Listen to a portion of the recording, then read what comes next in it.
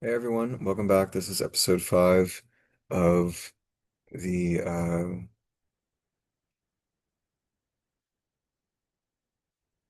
series on utilitarianism. Um, I've been running through them and haven't really been checking to make sure that but hopefully I've been sharing the screens properly. We have 8 pages left, so let's finish this. Though it is only in a very imperfect state of the world's arrangements that anyone can best serve the happiness of others by the absolute sacrifice of his own, yet so long as the world is in that imperfect state, I fully acknowledge that the readiness to make such a sacrifice is the highest virtue which can be found in man. I will add that in this condition of the world, paradoxical as the assertion may be, the conscious ability to do without happiness gives the best prospect of realizing such happiness as is attainable. For nothing except that consciousness can raise a person above the chances of life by making him feel that, let fate and fortune do their worst, they have not power to subdue him, which, once felt, frees him from excess of anxiety concerning the evils of life and enables him, like many a Stoic in the worst times of the Roman Empire, to cultivate, in tranquility, the sources of satisfaction accessible to him, without concerning himself about the uncertainty of their duration any more than about their inevitable end. Meanwhile, let utilitarians never cease to claim the morality of self-devotion as a possession which belongs by as good a right to them as either to the Stoic or to the Transcendentalist. The utilitarian morality does recognize in human beings the power of sacrificing their own greatest good for the good of others. It only refuses to admit that the sacrifice is itself a good. A sacrifice which does not increase or tend to increase the sum total of happiness, it considers as wasted.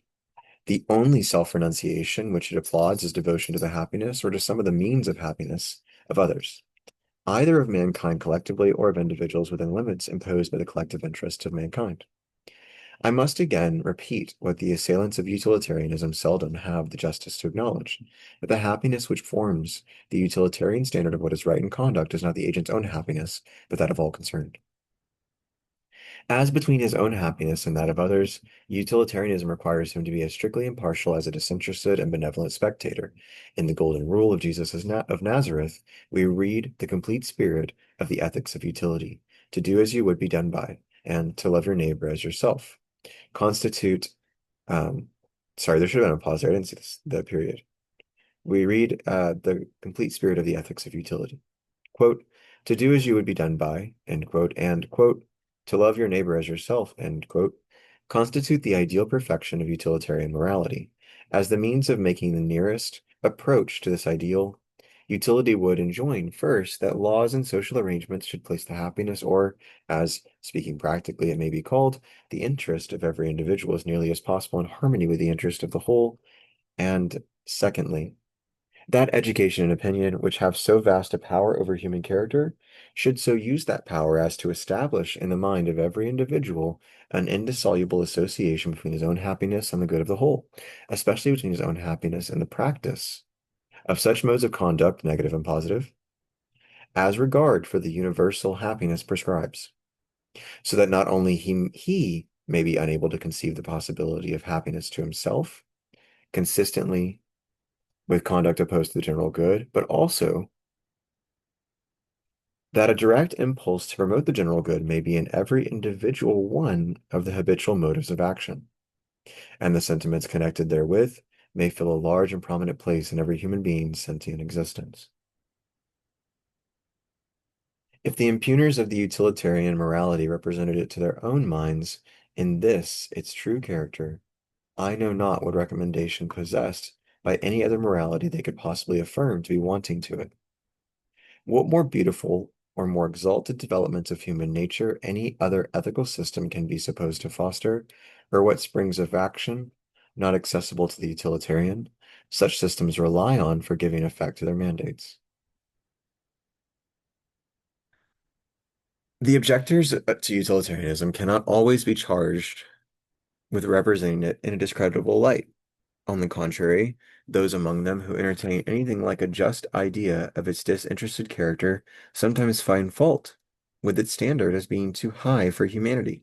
They say it is exacting too much to require that people should always act from the inducement of promoting the general interests of society. But this is to mistake the very meaning of a standard of morals and confound the rule of action with the motive of it. It is the business of ethics to tell us what are duties, or by what test we may know them. What are our duties, or by what test we may know them. But no system of ethics requires that the sole motive of all we do shall be a feeling of duty.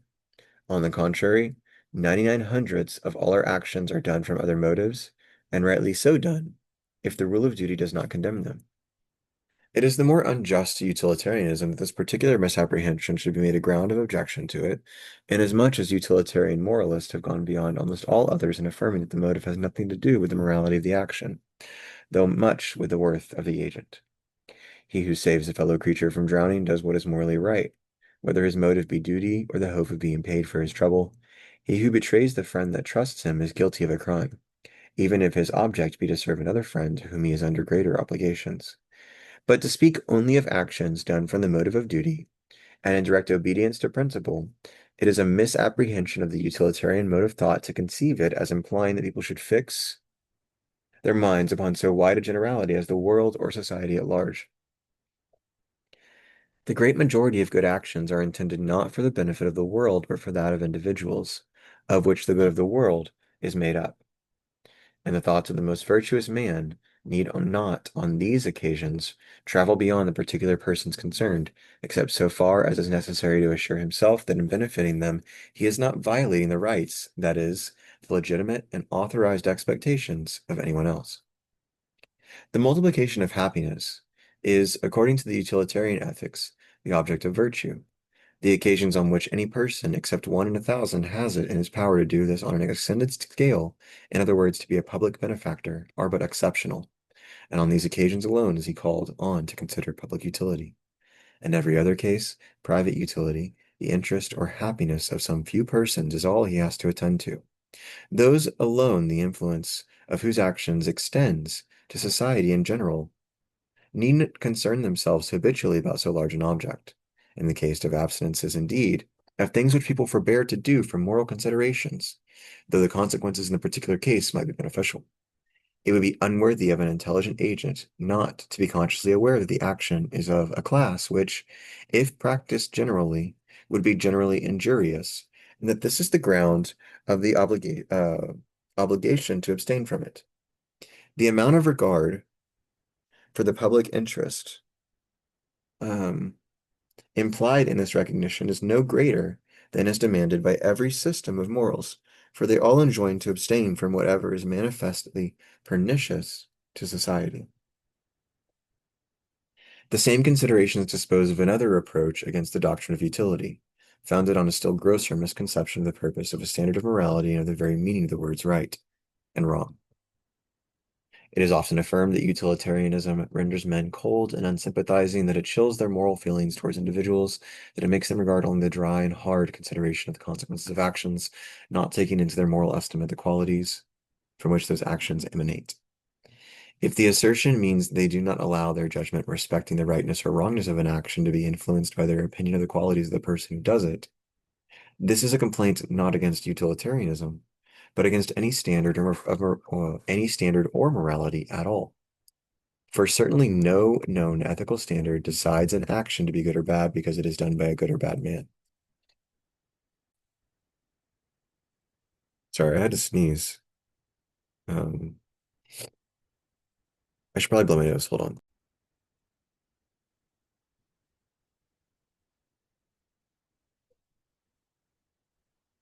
Sorry about the sneeze. And then I took a pause, so I lost my train of thought, but I know where I was.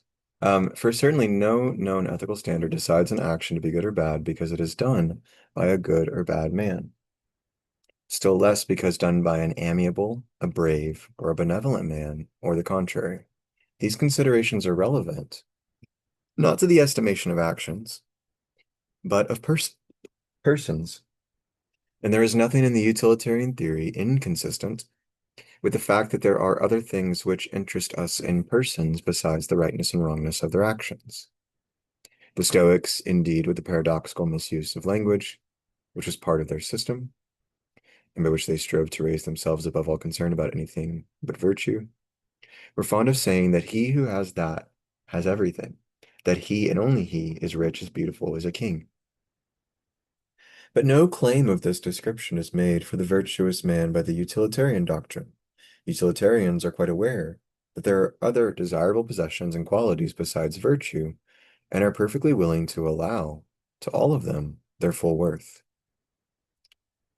They are also aware that a right action does not necessarily indicate a virtuous character, and that actions which are blamable often proceed from qualities entitled to praise. When this is apparent in any particular case, it modifies their estimation, not certainly of the act, but of the agent. I grant that they are, notwithstanding, of opinion that in the long run the best proof of a good character is good actions, and resolutely refuse to consider any mental disposition as good, of which the predominant tendency is to produce bad conduct. This makes them unpopular with many people, but it is an unpopularity which they must share with everyone who regards the distinction between right and wrong in a serious light. And the reproach is not one which a conscientious utilitarian need be anxious to repel. If no more be meant by the objection than that many utilitarians look on the morality of actions as measured by the utilitarian standards, with too exclusive a regard, and do not lay sufficient stress upon the other beauties of character which go toward making a human being lovable or admirable, this may be admitted.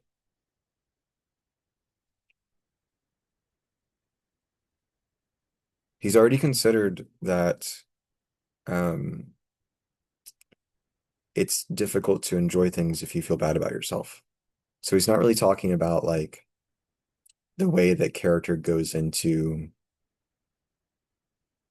the way that being lovable or admirable is important to the self. And it's not an egoism, but it does need to be a like I could sit with myself kind of thing. Um, Seneca, he's talking about the Stoics. I think Seneca was a Stoic. Seneca on the shortness of life. Yeah, Stoic. Seneca has this phrase that's something like, when you go and ask somebody to hang out with you and they say no, they're doing something that you don't want to do. And so you don't really have a right to be mad at them. Because when you go to ask them to hang out, you're not okay on your own because you're seeking out some kind of other supplement to your own company. And if you don't want to hang out with yourself, like you can't be mad they don't want to hang out with you either. So uh anyway, utilitarians who have cultivated their moral feelings but not their sympathies nor their artistic perceptions do fall into this mistake, and so do all other moralists under the same conditions. What can be said in excuse for other moralists is equally available for them, namely that if there is to be any error, it is better that it should be on that side. As a matter of fact, we may affirm that among utilitarians, as among adherents of other systems, there is every imaginable degree of rigidity and of laxity in the application of their standard. Some are even puritanically rigorous, while others are as indulgent as can possibly be desired by sinner or by sentimentalist.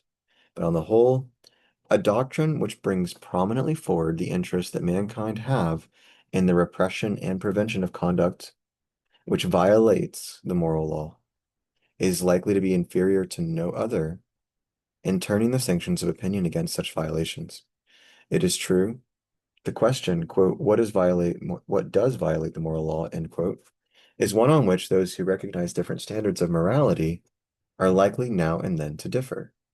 But difference of opinion on moral questions was not first introduced into the world by utilitarianism.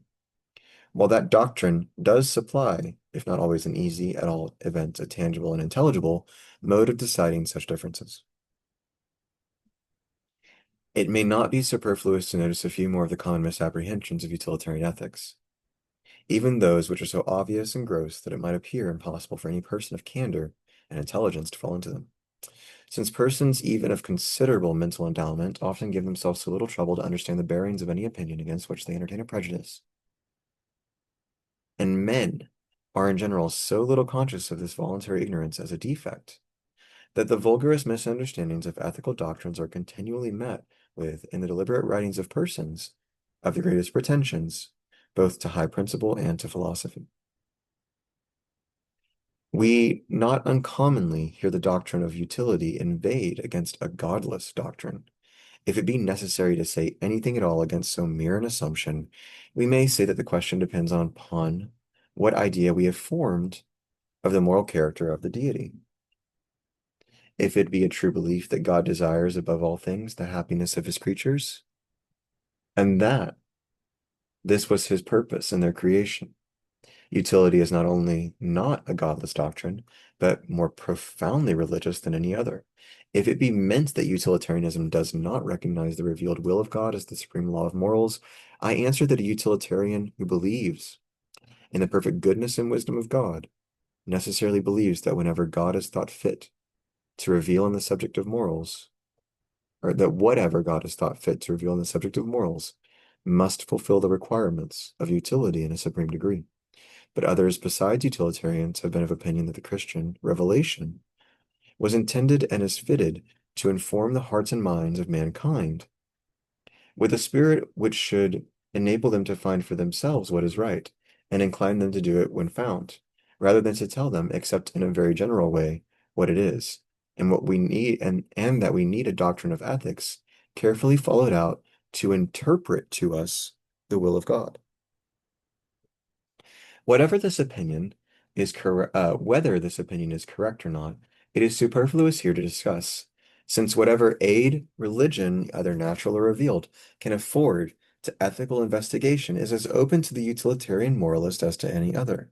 He can use it as the testimony of God to the usefulness or hurtfulness of any given course of action by as good a right as others can use it, as others can use it for the indication of a transcendental law, having no connection with usefulness or with happiness.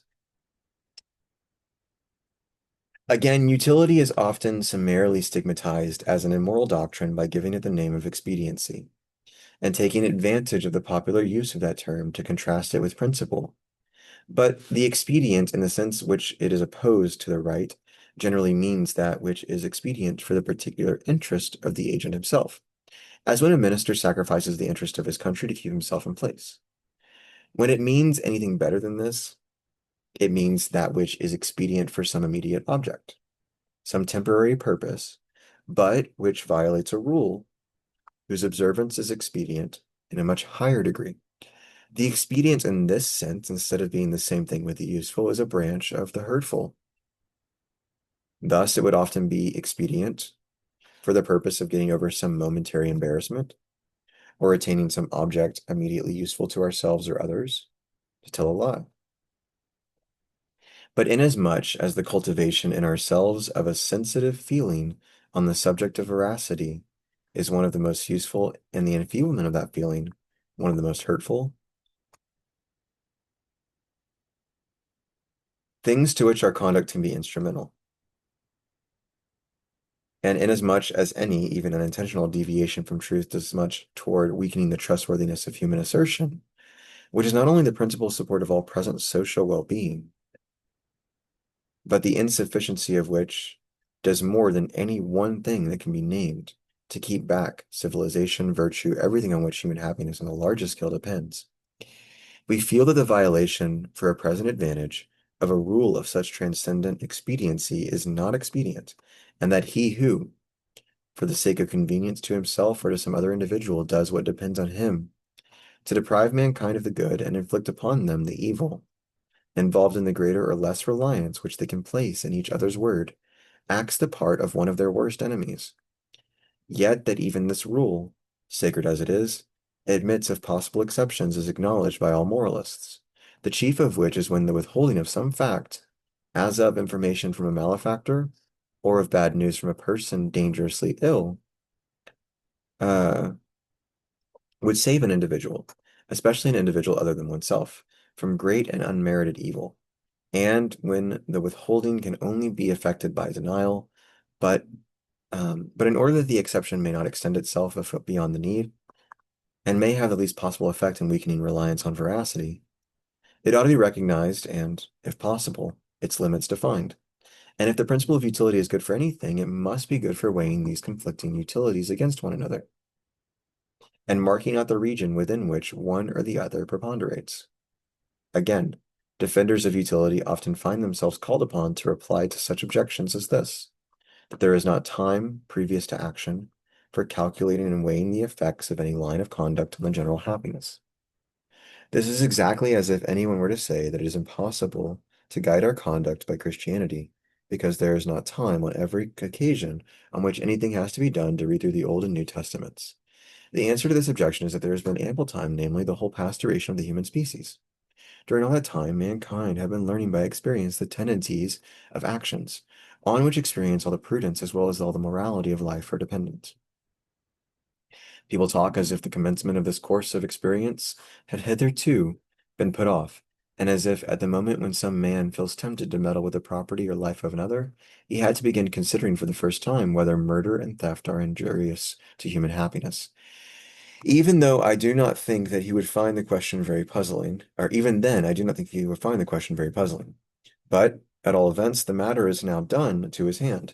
It is truly a whimsical supposition that if mankind were agreed in considering utility to be the test of morality, they would remain without any agreement as to what is useful, and would take no measures for having their notions on the subject taught to the young and enforced by law and opinion.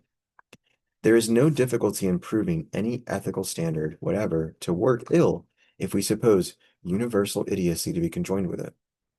But on any hypothesis short of that, mankind must by this time have acquired positive beliefs as to the effects of some actions on their happiness. And the beliefs which have thus come down are the rules of morality, for the multitude and for the philosopher, until he has succeeded in finding better.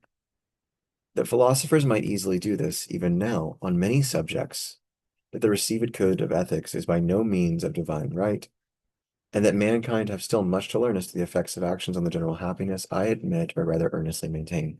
The corollaries from the principle of utility, like the precepts of every practical art, admit of indefinite improvement, and in a progressive state of the human mind, their improvement is perpetually going on. But to consider the rules of morality as improvable is one thing. To pass over the intermediate generalization entirely and endeavor to test each individual action directly by the first principle is another. It is a strange notion that the acknowledgement of a first principle is inconsistent with the admission of secondary ones. To inform a traveler respecting the place of his ultimate destination is not to forbid the use of landmarks and direction posts on the way. The proposition that happiness is the end and aim of morality does not mean that no road ought to be laid down to that goal, or that persons going hither should not be advised to take one direction rather than another. Men really ought to leave off talking a kind of nonsense on this subject, which they would neither talk nor listen to on other matters of practical concernment. Nobody argues that the art of navigation is not founded on astronomy, because sailors cannot wait to calculate the nautical almanac. Being rational creatures, they go to sea with it ready calculated, and all rational creatures go out upon the sea of life with their minds made up on the common questions of right and wrong, as well as on many of the far more difficult questions of wise and foolish. And this, as long as foresight is a human quality, is to be presumed they will continue to do.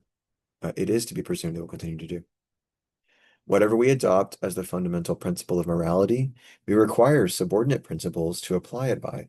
The impossibility of doing without them, being common to all systems, can afford no argument against any one in particular, but gravely to argue as if no such secondary principles could be had, and as if mankind had remained till now, and always must remain, without drawing any general conclusions from the experience of human life, is as high a pitch, I think, as absurdity has ever reached in philosophical controversy.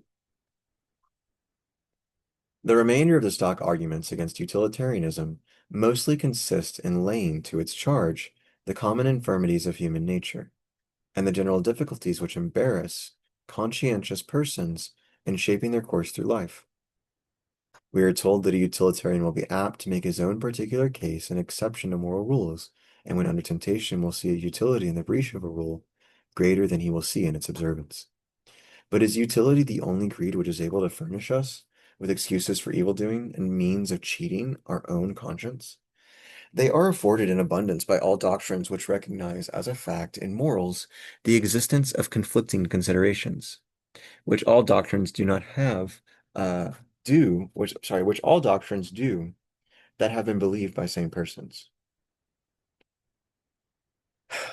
It is not the fault of any creed, but of the complicated nature of human affairs, that rules of conduct cannot be so framed as to require no exceptions, and that hardly any kind of action can safely be laid down as either always obligatory or always condemnable. There is no ethical creed which does not temper the rigidity of its laws by giving a certain latitude under the moral responsibility of the agent for accommodation to particularities of circumstances. And under every creed, at the opening thus made, self-deception and dishonest casuistry get in. There exists no moral system under which there do not arise unequivocal cases of conflicting obligation. These are the real difficulties, the knotty points both in the theory of ethics and in the conscientious guidance of personal conduct. They are overcome practically with greater or with less success, according to the intellect and virtue of the individual, but it can hardly be pretended that anyone will be the less qualified for dealing with them, from possessing an ultimate standard to which conflicting rights and duties can be referred. If the utility is the ultimate source of moral obligations, utility may be invoked to decide between them when their demands are incompatible. Though the application of the standard may be difficult, it is better than none at all. While in other systems, the moral laws, all claiming independent moral authority, there is no common umpire entitled to interfere between them. Their claims to precedence, one over another, rest on little better than sophistry, and, unless determined, as they generally are, by the unacknowledged influence of consideration of utility, afford a free scope for the action of personal desires and partialities. We must remember that only in these cases of conflict between secondary principles is it requisite that first principles should be appealed to. There is no case of moral obligation in which some secondary principle is not involved, and if only one, there can seldom be any real doubt which one it is in the mind of any person by whom the principle itself is recognized. All right, that's utilitarianism, that's consequentialism, that's our series on it. I don't have anything else on it. Again, kind of a trudge. It's